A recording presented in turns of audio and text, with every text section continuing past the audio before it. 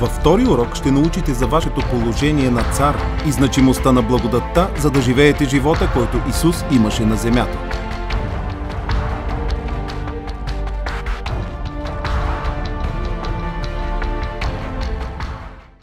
Да. Амин.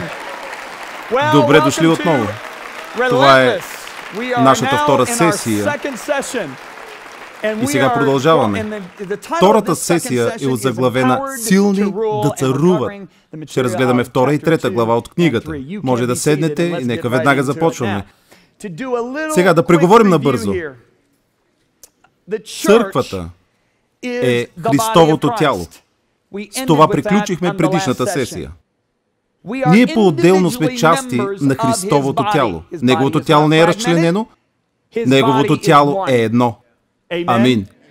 Когато чуеш Христос, когато прочетеш Христос, нужно е да включиш и себе си. Поради това, което стори чрез благодатта, Той ни направи едно с Него. Добре е да кажем амин.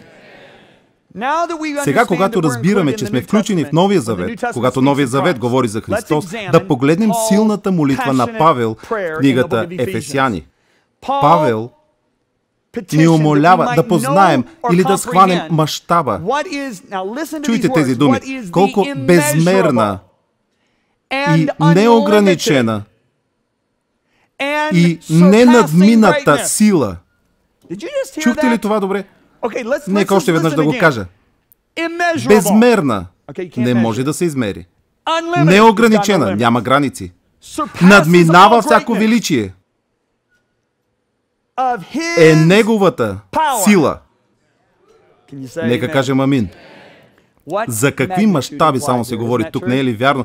Не сте ли съгласни, че нашият Господ Исус, Господ на славата, притежава неизмерима и неограничена сила? Бихте ли се съгласили? Кажете амин. Приемате ли, че силата му надминава всяка друга сила на тази земя и в цялата вселена, освен тази на Отец? Кажете амин. В същия момент, можем ли да кажем същото за себе си? Чух нече Но което е по-важно, бихте ли го повярвали? Ако не, то ти си се отделил от Христос. Ти част от друго тяло ли си? Не си ли част от Христос? Ти казваш, виж, Джон, малко май прекаляваш вече. Нима? Нека ти прочета целия стих. Колко безмерно велика и неограничена и ненадмината е силата му в и към нас, вярващите. Той е говорил за нас през цялото време. Виждаш ли какво прави традицията? Павел говореше за нас, когато се молеше. Защо? Защото ние сме част от Христос. Затова и силата, която Той има, и ние я имаме. Да продължим с молитвата му, с която подейства в мощната си сила Христос, когато го възкреси от мъртвите и го постави да седне от дясната си страна на небесата. Това е Ефесяни 1, 19 и 20. Вярваш ли, че Господ умря и бе погребан, после възкресен от мъртвите и сега седи на най-високо място на власт? Ако е така, кажи да. Добре. Ако си християнин, то със сигурно вярваш. Би ли казал същото и за себе си? Голяма е вероятността мнозина да не гледат така на себе си, но нека прочетем Римляни 6, 3 и 4. Павел казва, чрез кръщението ние се погребахме с Него, да участваме в смърт. Тъй, защото, както Христос биде възкресен от мъртвите чрез славата на Отца, така и ние да ходим в нов живот. Ние сме Христово тяло. Затова в мига, в който се потопихме в Него, нашето минало се промени. Амин. Сега в Христос ние вече умряхме, бяхме погребани и сме възкресени. И сега като обновени същества трябва да живеем както Той живее. Боже, надявам се това да бъде разбрано. Разбирате ли това? И пак, ние сме в Христос. Ние сме Христос. Ние сме Негово тяло. Ние сме едно с Него. Според Ефесяни 1.20, което прочетох сега в Христос, ние стоим в духовни места на власт. Всъщност, стоим на най-високото място на власт, без това на Отец. Чувате ли ме? Според Ефесяни 1.21 Христос е поставен далеч по-горе от сега чета Ефесяни 1.21, далеч по-горе, не малко по-горе, далеч по-горе от всяка власт, господство и сила. Но това е цялата власт, нали? Всяка власт, господство и сила. Не само в този век и в този свят, но и в бъдещия век и свят, които идват. Вярваш ли, че Исус стои високо над всяка власт, сила и господство, както в този свят, така и в цялата Вселена? Вярваш ли? Ако си християнин, разбира се, че вярваш. Би ли казал същото и за себе си? И което е по-важно, би ли повярвал същото и за себе си? И пак, ако не, то ти си се отделил от Христос. Ти част от различно тяло ли си? Тялото му разчленено ли е? Не. Ти си част от Христос. Ние всички сме в Христос. Ние всички сме Христос. Ние сме Негово тяло. Ето защо Павел продължава в Ефесяни 2 глава 6 стих и казва: и като ни съвъзкреси заедно с Него, поставени да седим, като имаме общо място с Него в небесни места, посредством Христа Исуса. Така както Исус е седнал далече над всяко началство и власт, могъщество, сила и господство, така сме и ние. Надявам се да разбирате това. И така виждате, че никога няма да се издигнете над това, което вярвате. Ако не вярваш истински в това, ще продължиш да живееш като останалите на тази земя, които са подвластни на последиците от падението на Адам. Следите ли мисълта ми? Сега изграждаме една основа, приятели. Ако нямам тази основа, нямам на какво да градя. Това е основополагащо. Ще кажем ли амин? Ето това стори Исус за нас на Голгота. Това е толкова удивително. Амин. И така.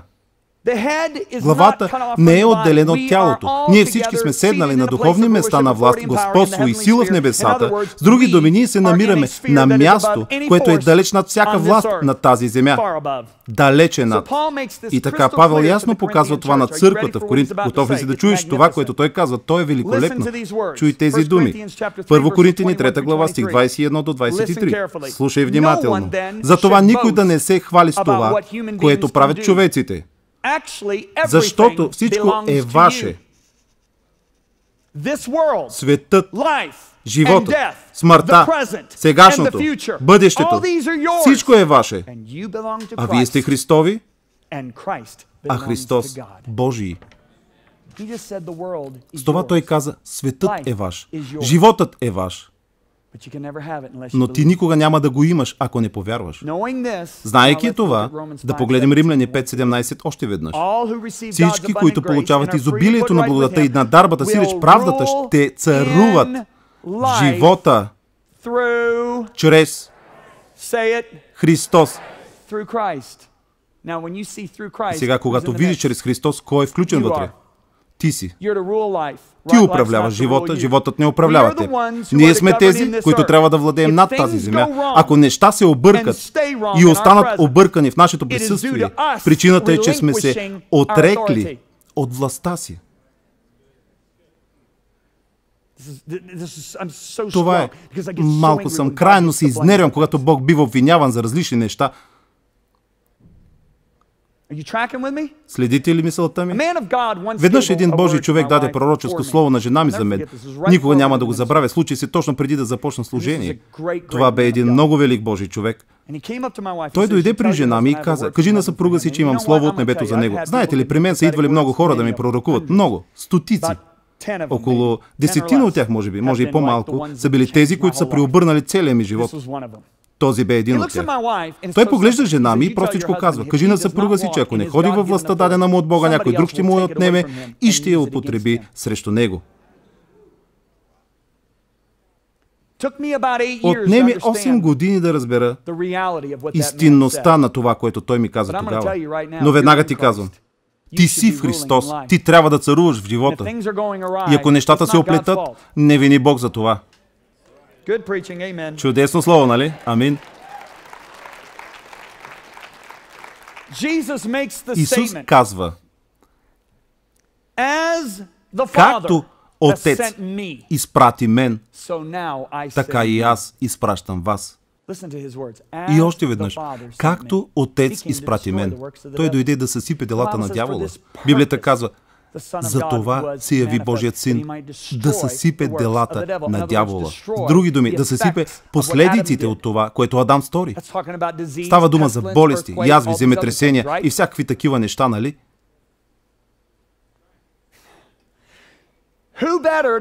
Кой най-добре, ако не Исус, можеше да направи това? Падналият свят не владееше над него, но Той господстваше и управляваше над него. Когато бурята дойде, за да донесе разруха, Той говори против нея. Той заповяда на вятъра и на морето да утихнат и те му се подчиниха. Когато потрябва храна за хората в пустинята, а имаше само няколко хляба и риби, Той нахрани 5000 души и още 4000 после. Когато нямаше лодка и трябваше да стигне до другия бряг, за да послужи на някого, просто тръгна по водата. Той смъмри смокинята, която бе в разцвета на силите си, и тя никога вече не даде плод. Той възстанови ухото на човек, което бе отрязано с нож. Той умиваше тези, които бяха болни. Направи куция да върви, сакати да проходи, и слепия да прогледне, и глухия да прочуе. Обладаните от духове хора не го плашеха. Тълпата искаше да го бутне от скалата, но той просто мина през тях. Царете се опитваха да го хванат, но не успяваха. Списъкът е почти безкраен. Той ни увещава: истина, истина ви казвам, всеки, който вярва в мен, делата, които върша аз, и той ще ги върши и дори по-големи.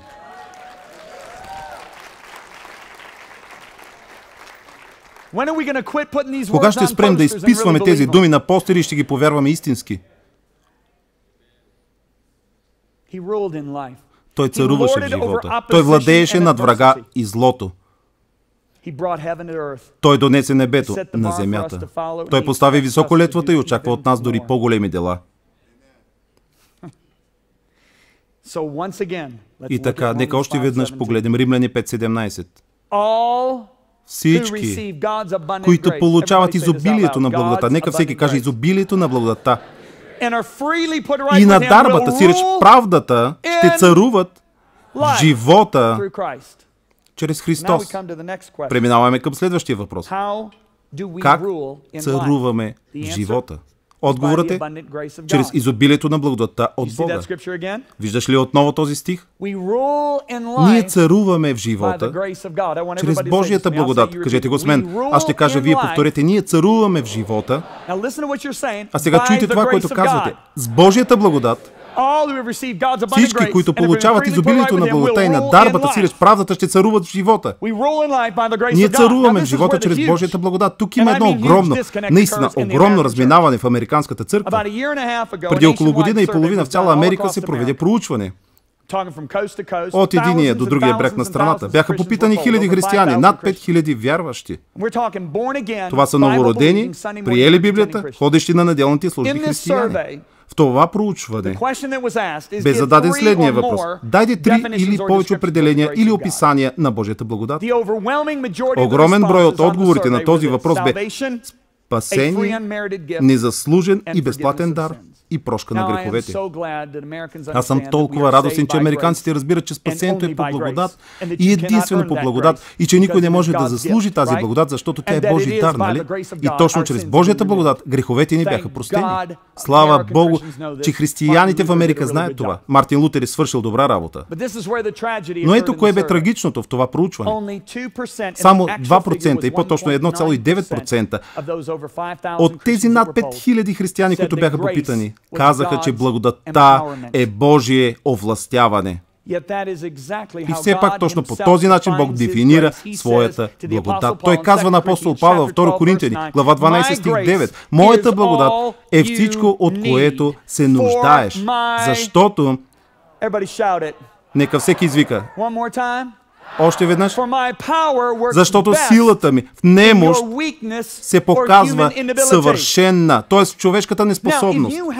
Ако разполагаш с издание на Библията, където думите на Христос са изписани с червено, а всички останали с черно, и отвориш на 2 Коринтияни 12:9, тези думи са червени, а не черни, което показва, че това не са думите на апостол Павел, това са Божиите думи. И така Бог нарича своята благодат своя сила. И все пак само 2% от християните в Америка разбират това. Виж какво написа апостол Павел до църквата в Коринт. Той каза: известявам ви Божията благодат, дадена на църквите в Македония, защото свидетелствам, че те дадоха доброволно според силата си и даже вън от силата си. Какво ни дава Божията благодат да вършим? Да отидем отвъд нашата сила. Силата ми в немощ се показва съвършена. Разбирате ли това? Как дефинира апостол Павел Божията благодат? Той казва: благодат да ви се умножи. Това е 2 Петрово 1 глава. Благодат да ви се умножи, понеже неговата божествена, всеки да извика, сила, това не е никакво викане, да опитаме още веднъж. Понеже неговата божествена сила ни е подарила всичко, що е потребно за живота и за благочестието. И така Петър нарича Божията благодат негова божествена сила. Така е. Нека се задълбочим още малко. Да се върнем към оригинала. Ако погледнем гръцката дума, която се употребява най-често да изрази благодат, това е харис. Харис е обяснена от Стронг като дар, защита, привилегия, милост, щедрост. И така, ако приемем това първоначално определение на Стронг и го съчетаем с стиховете от посланията до Ефесяните, Галатяните и Римляните, получаваме определението за благодат, което много от християните в Америка познават, но Стронг не спира до тук. Той продължава с определението за гръцката дума харис така: божественото влияние върху сърцето и неговото отражение в живота. И виждаме, че това е външно отражение на онова, което е в сърцето. Това е укрепяването чрез благодат. Спомняте ли си, че в Деяния 11 глава стих 23 се казва, че когато Варнава пристигна в църквата в Антиохия, той видя доказателството за Божията благодат. Той не чу за Божията благодат, а видя силата, отразена в живота им. Разбирате ли? Вижте, в Америка нещата не стават точно така. В Америка благодата е нещо неосезаемо. Ти не можеш да видиш нейното отражение, защото тя е нещото, което отмахва греха в Америка и ни дава билет за небето. И поради тази причина толкова много християни в Америка живеят като хората в света, понеже благодата бе сведена от овластяване единствено в покриване. Разбирате ли? Една енциклопедия дефинира тази гръцка дума харис като Божието укрепяващо присъствие в живота ни. А моето определение след много години изследване и молитва е просто това: Божието безплатно овластяване, което ни дава силата да отидем отвъд нашата естествена сила. Това е Божията благодат. Да го кажа ли още веднъж? Божието безплатно овластяване, което ни дава силата да отидем отвъд нашата естествена сила. И така, защо е толкова трагично, че само 2% от християните в Америка го разбират? Нека ви представя следната хипотетична ситуация. Да си представим, че сме извършили проучване и сме открили едно племе в Африка и те живеят на открито в храстите на екватора. В проучването сме установили, че това племе, за да си набавят питейна вода, е трябвало да изминават по 3 км пеша всеки ден до най-близкия кладенец, да нарамят тежката вода и да отнесат обратно в лагера си храстите. Всеки път, когато им трябва храна. Колко от вас знае, че животните не се разхождат из лагера и не казват: аз съм вечерята ти. Така че трябва да ловят животните, понякога убиват антилопа на разстояние 15 км от лагера и се налага да носят обратно това 200 кг животно цели 15 км. Когато им потребват лекарства, е нужно да достигнат най-близкото селище, което може да е на 60 км разстояние, така че трябва да изминат пеша 60 км, да вземат лекарството и отново пеша по обратния път до лагера. И така ние решаваме да направим следното. Смятаме, но вижте още веднъж определението за благодат, ще го прочета отново, ще им дадем подарък, ще бъдем благосклонни, милостиви и щедри. Решаваме да им купим чисто нов джип, производство от 2012 година, Land Rover. И така доставяме джипа в Африка, паркираме го пред храстите, влизаме в храстите, намираме вожда и заедно с малкото племе го извеждаме навън. Показваме го на вожда и на малкото племе и казваме: вожде, даваме този подарък на теб. Така вкарваме вожда в Land Rover. Запалваме джипа. Казваме, вожде, този Land Rover е удивителен. Той си има климатик. Това означава, че ако навън е 50 градуса, всичко, което трябва да направиш е да натиснеш този бутон, да избереш 26 и вече имаш 26 градуса. И не само това, вожде, този сладур си има и парно. Така че вечер, като се застуди, натисни този бутон, набери 28 и ще получиш приятните 28 градуса. Но не само това, вожде, в него има и сателитно радио. Знаеш ли какво означава това? Вожде, ще можеш да слушаш финалите на NBA следващия сезон. Знаеш ли какво друго има този сладур, вожде? Вътре има и DVD плеер. И ние изваждаме няколко филма, като Трон и Аватар. Поставяме Аватар. Той е изумен от сините хора. Не е само това. Има и CD плеер в този джип. И ние вадим едно CD с хваление. Пускаме го и вождат се захласва от хвалението, което изпълва целият джип. Излезаме от джипа и вождат казва, какво да ти дам за този джип? О, нищо, вожде, абсолютно нищо. Това е нашият безплатен подарък за теб, защото те обичаме толкова много. И ние си тръгваме. След като сме си тръгнали, по-късно откриваме, че те продължават да ходят пеша до кладенеца всеки ден и да носят водата обратно. Продължават да носят и тежките животни 15 км до лагера. Изминават пеша 50 км за медицинска помощ. Защо? Защото пропуснахме да кажем на вожда, че основната функция на Land Rover е транспортът. Ние сме пропуснали да кажем на църквата в Америка, че основната функция на Божията благодат е овластяването.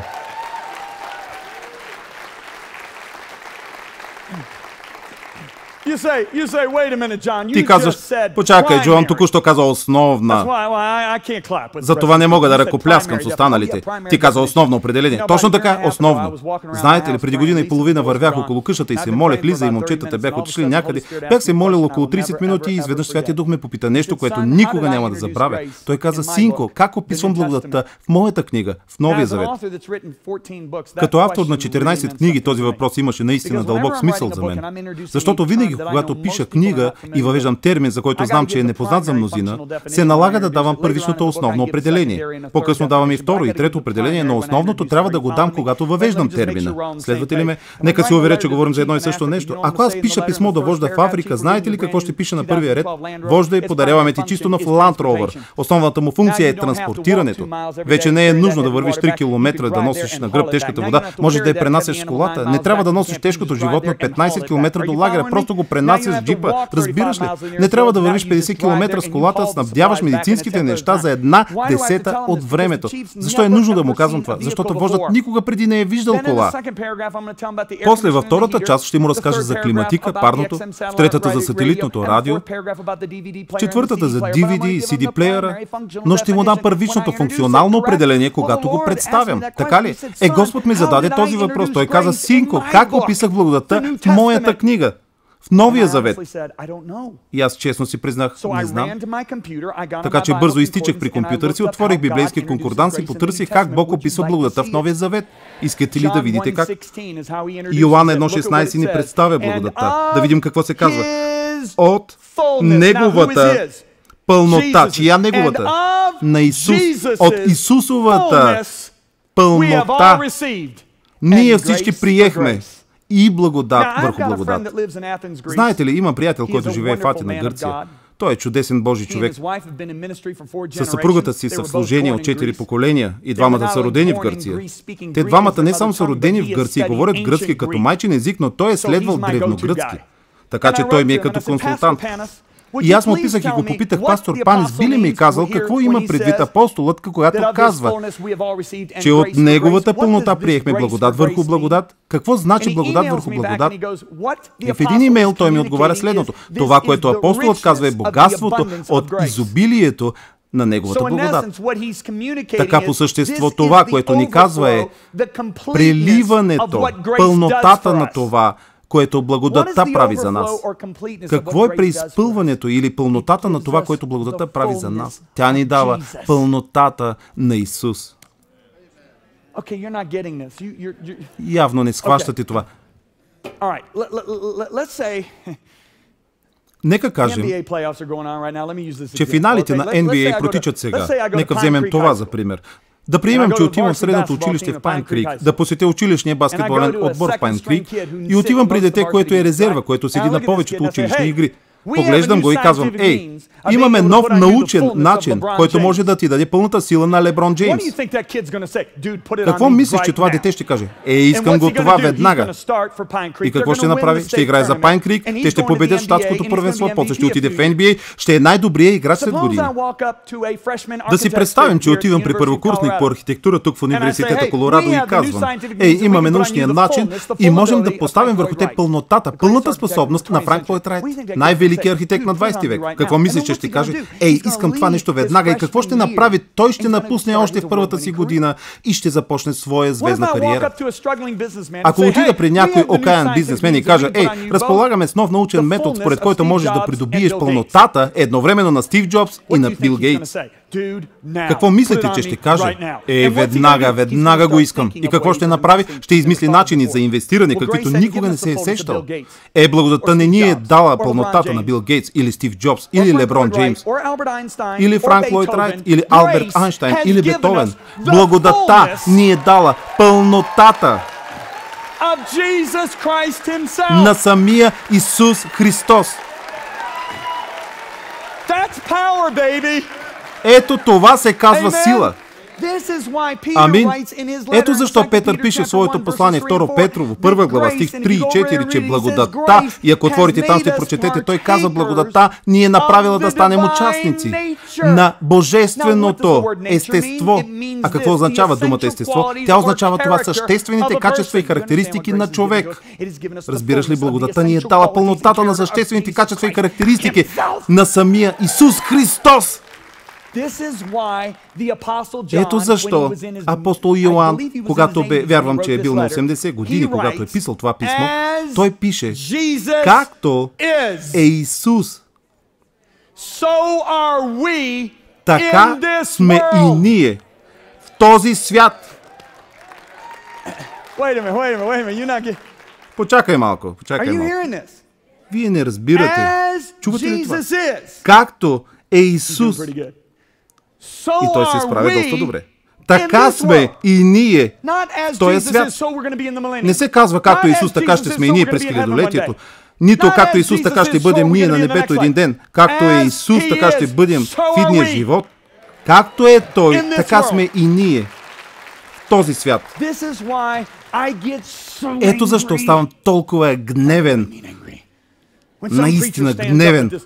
Когато някой проповедник се изправи и със своя религиозен глас каже, знаете ли, ние християните, ние по нищо не се различаваме от грешниците, само дето сме простени.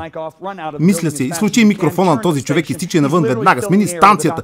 Той буквално изпълва въздуха с демонски доктрини. Такъв човек обезсилва църквата. Искам да кажа, дори природата ни учи на по-добро. Да сте видели някога лъв да роди невестулка? Да сте видели някога чистокръвен кон да роди недостоен червей? Ние сме негово поколение, казва Библията. Ние сме кост от коста му. Ние сме плът от плътта му. Библията казва, възлюбени, сега ние сме синове и дъщери на Бога. Както е Той, така сме и ние в този свят. Ето това е направила благодатта за нас.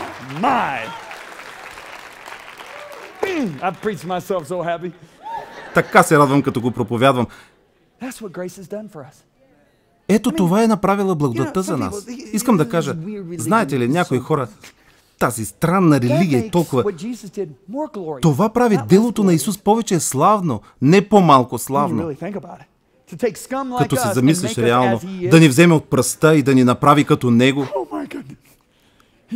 Боже мой, Той просто прави благодатта толкова по-голяма. Затова стоя в страхопочитание, затова все още съм огнен 30 години по-късно, затова майка ми сега раздава книгите ми.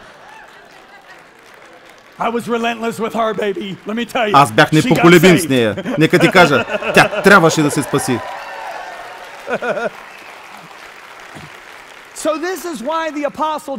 Ето защо апостол Йоан пише същото писмо. Който казва, че пребъдва в Исус, сам е длъжен да ходи както Той ходеше. Да ходи както Той е ходил. Как трябва да правим това? Хайде, извикайте. С благодат. И така, следващия въпрос е как ходеше Исус. Ще дадем отговор на това в следващата сесия. Ще се видим пак.